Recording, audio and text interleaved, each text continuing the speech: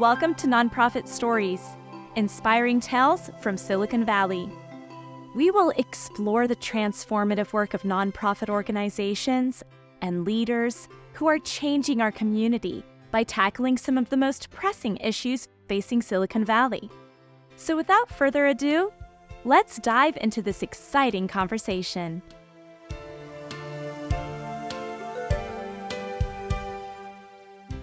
Today, we welcome Karen Philbrick, the Executive Director at Mineta Transportation Institute of Silicon Valley. Their mission is to increase mobility for all by improving the safety, efficiency, accessibility, and convenience of our nation's transportation system.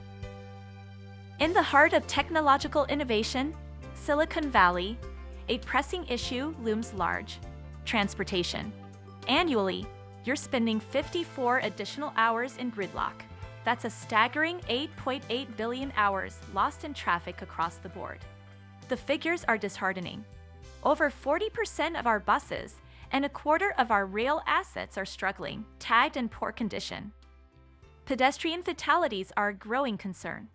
In 2021, we mourned 227 lost lives. In 2022, this figure rose to 250. That's a worrying 10% spike in just 1 year. The call for safe and efficient transportation has never been louder. Dr. Karen, welcome to the show. Thank you so much for having me. I'm delighted to be here. So give us a brief background about the history of the organization. Who do you serve and how did it all start? Absolutely. Well, the Mineta Transportation Institute, which goes by the acronym MTI, was founded in 1991 as a university transportation center. You may have heard of Secretary Norman Y. Mineta, who our San Jose International Airport is named after. A little bit of background about him and the work we do to honor his legacy. He was born in San Jose and at the young age of 12 years old was forcibly sent to an internment camp during World War II, just because he was of Japanese descent.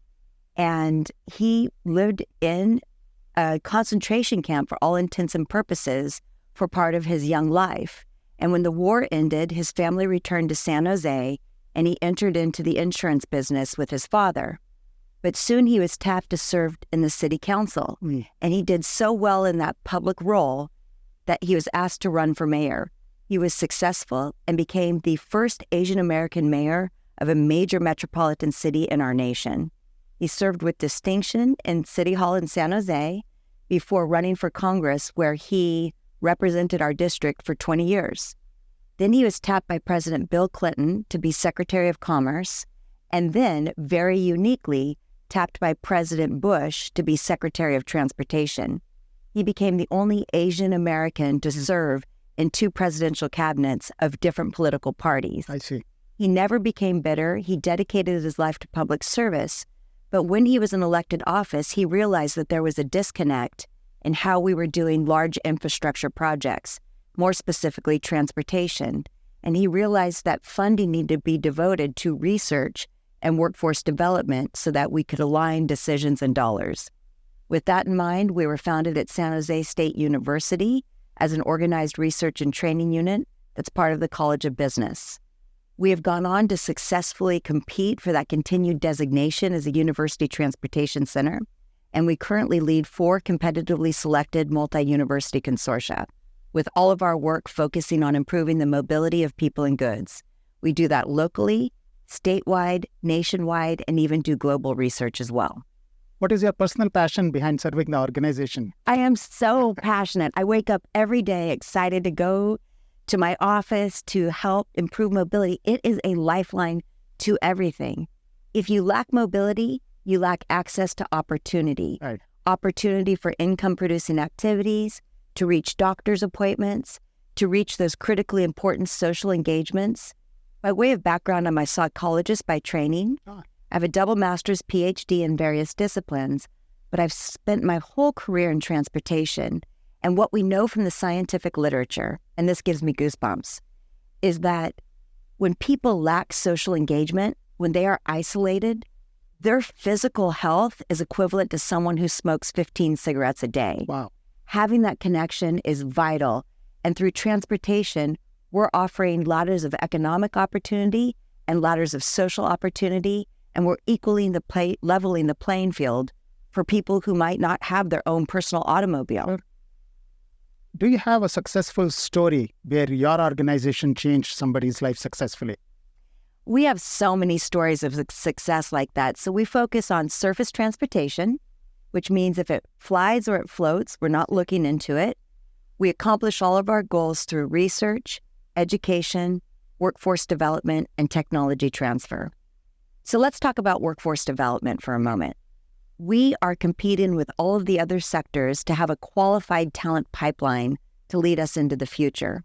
Right now, when you look at public transportation, 53% of the current workforce is 55 years or older. Okay, I see. So we're almost at a crisis level. So we have an aging workforce, people leaving for voluntary reasons, whether they're retiring, they're ill, or something else. We also have a burgeoning population, and so we need to be smarter about the solutions that we implement. But I want to talk about a success story with education and workforce development. We have a lot of programs that focus on Title I schools in the K through 12 sector. A Title I school means the preponderance of children enrolled qualify for free or reduced lunch. We look at communities of color, and we really try to lift up people who have been historically underrepresented. And we have stories of students that started in our Garrett Morgan Sustainable Transportation Competition, then went on to become part of our Summer Transportation Institute, which very quickly, that's a non-residential 3-week program on the campus of San Jose State University where kids learn about careers in transportation. They take an accelerated college-level course in environmental science, all within 3 weeks. I see.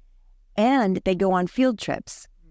In August of just last month, we took 32 high school students by bus to go tour the high-speed rail construction in the Central Valley.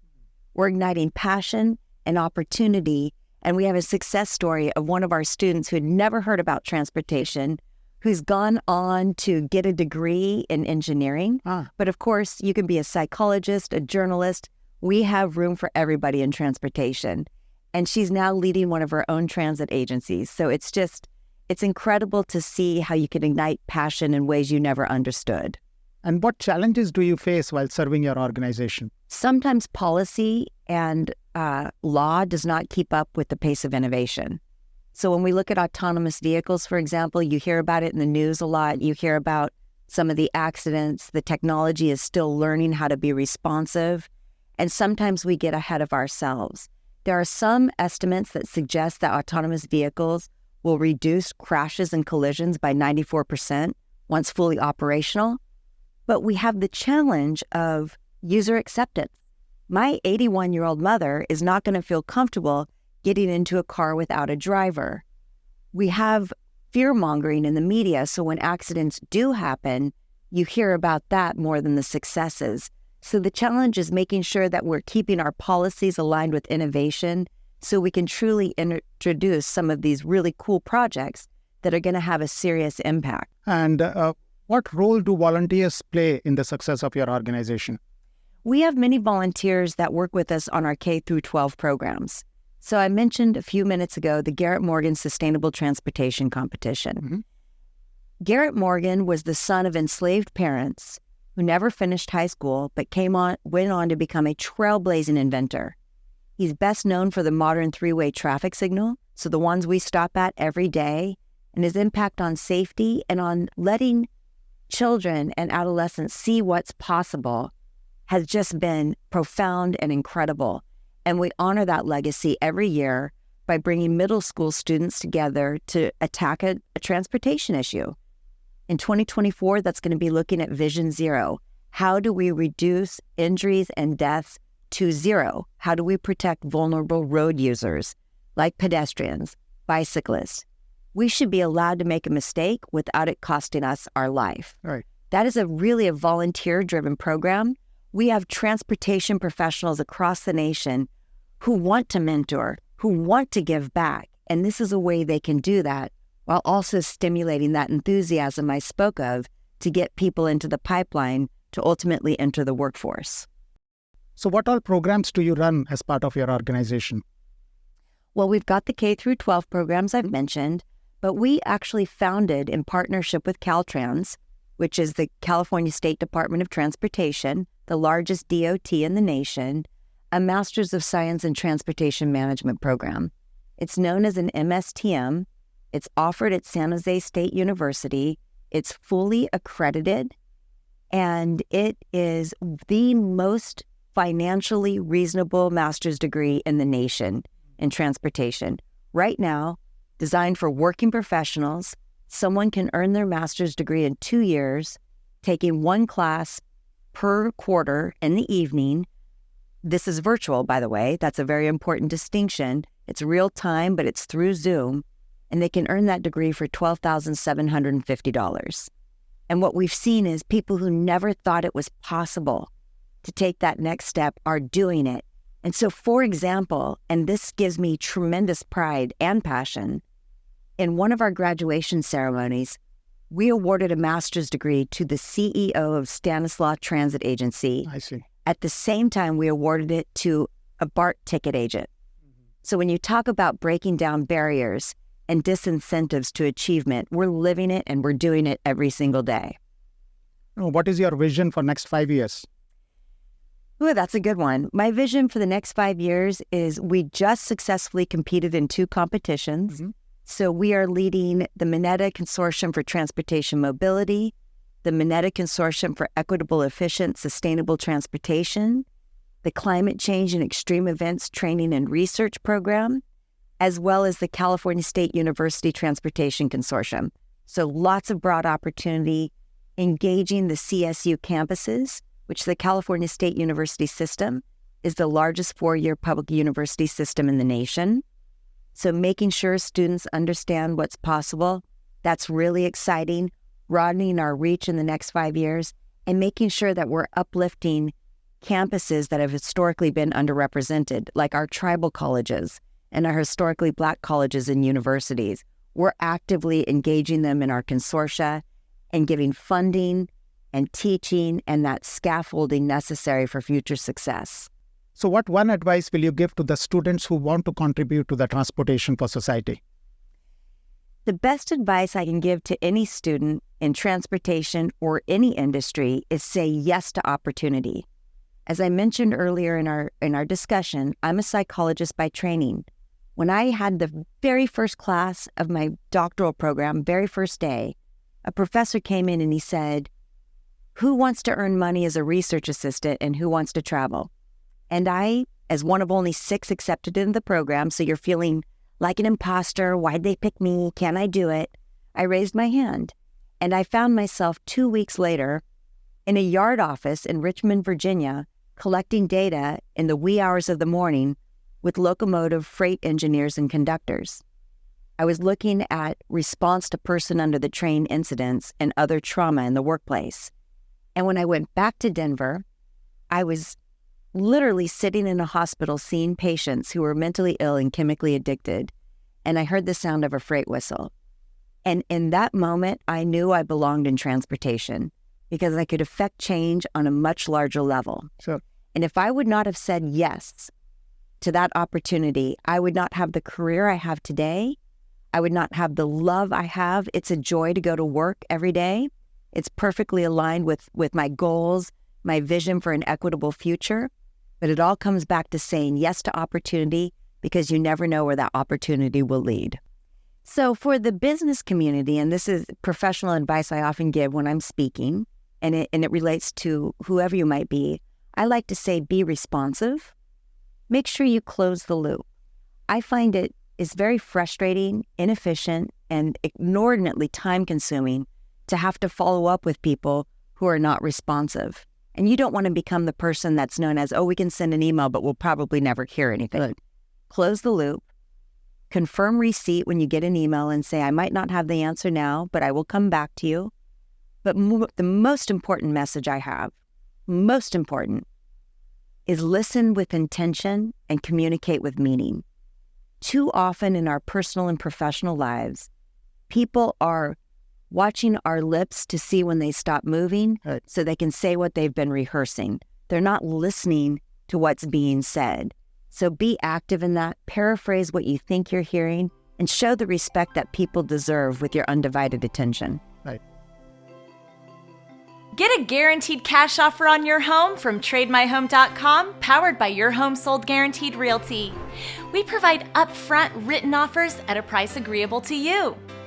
Experience a guaranteed sell with a hassle-free, highest and best price sell within your time frame.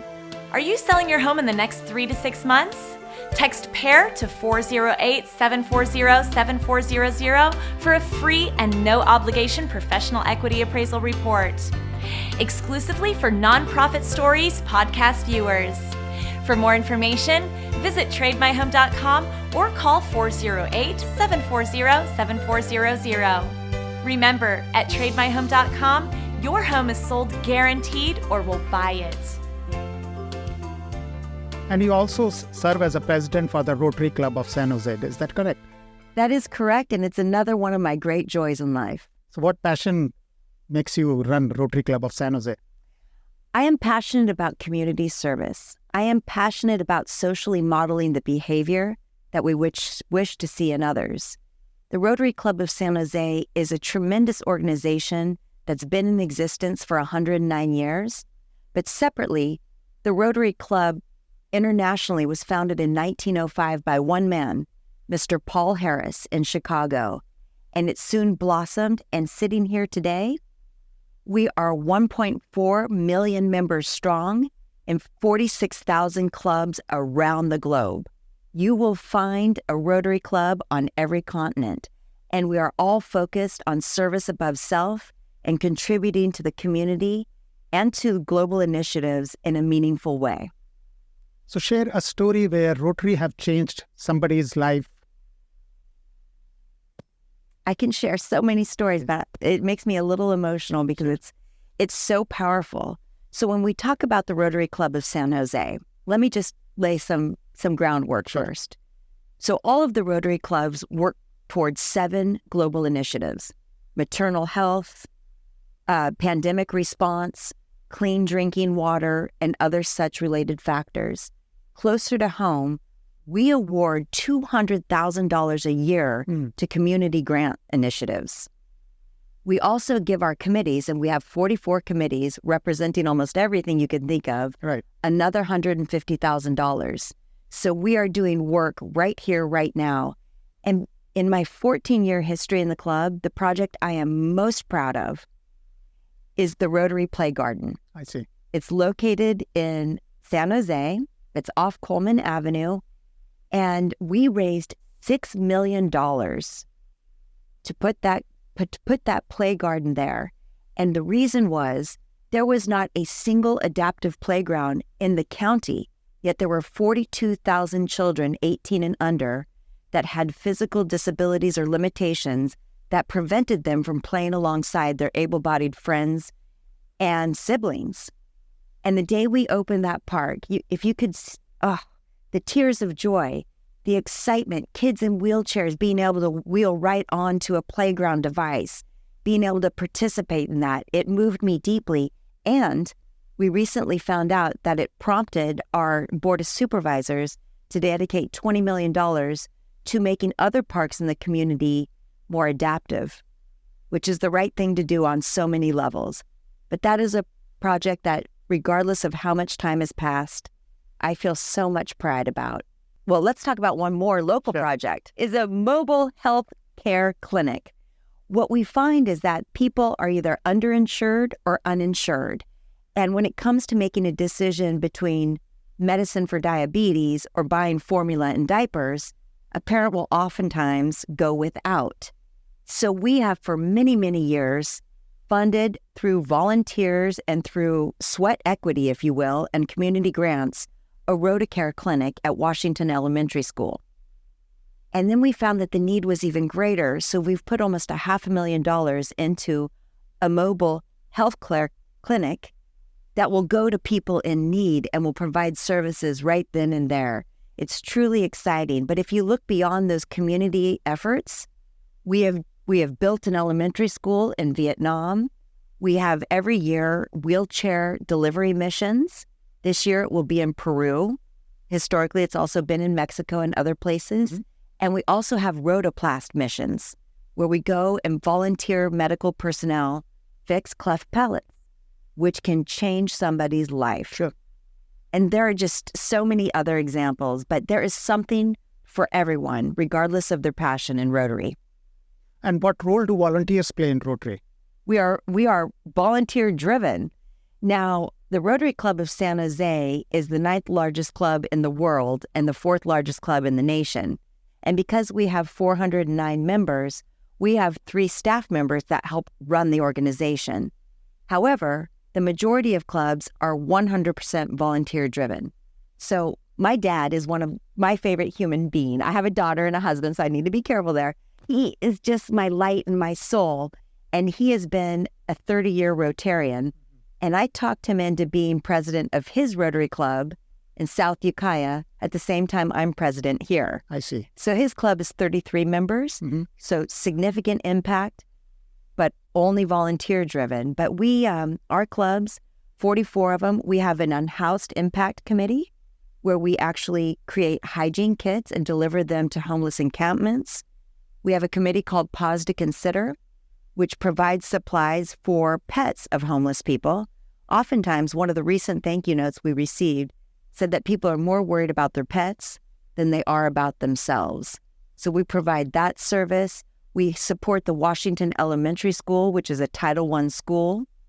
We provide a fish day for underprivileged kids to get them out into nature. We provide leadership training.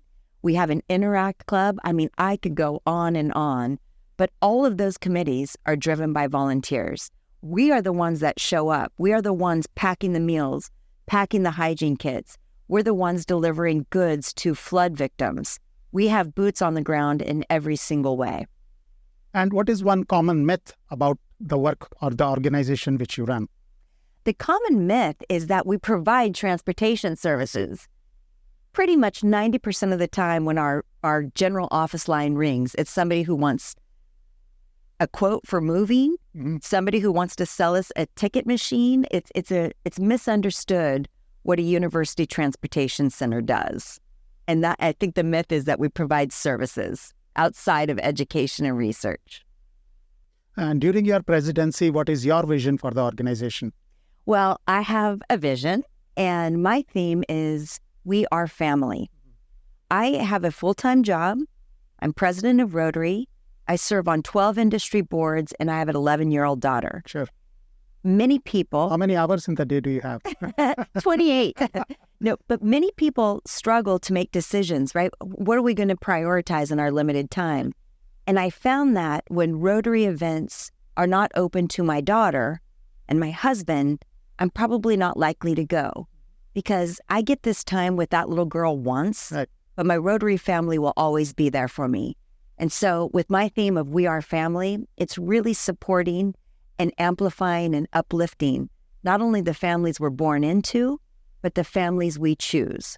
Our friends, our godchildren, we are community members, we are professionals, we serve in so many roles, and it's important to honor that whole person. So part of my initiative is breaking down, again, those barriers, I've said that word before, to participation, making sure we are modeling for our children that volunteer heart and what an impact when we come together as a group we can have on the community, the nation, and globally. And so I have lots of different things I'm doing. We're supporting, of course, the wheelchair mission on an international level. We are putting funds towards sinking a ship in Mexico. A ship was donated by the Mexican Navy.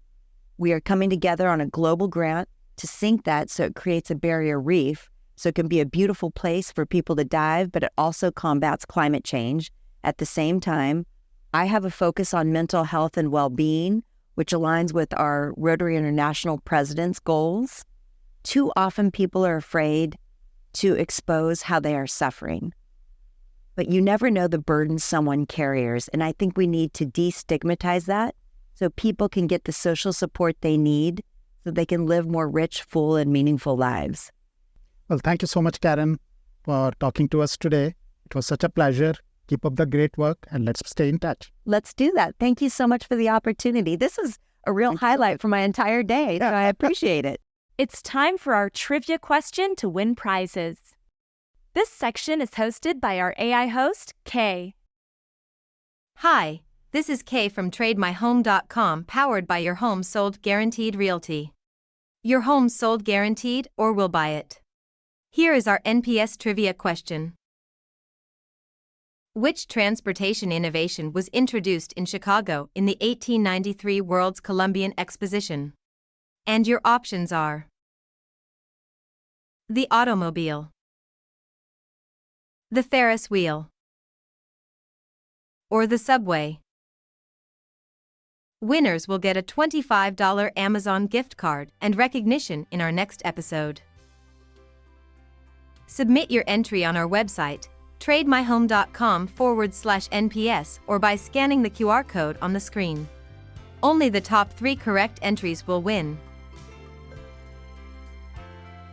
Thank you for listening to the podcast and acknowledging the impactful work of nonprofits in Silicon Valley. Please subscribe and share this episode with a friend. Thank you to our sponsor, TradeMyHome.com, for their community commitment and for making this podcast possible. Until next time, remember to support local nonprofits.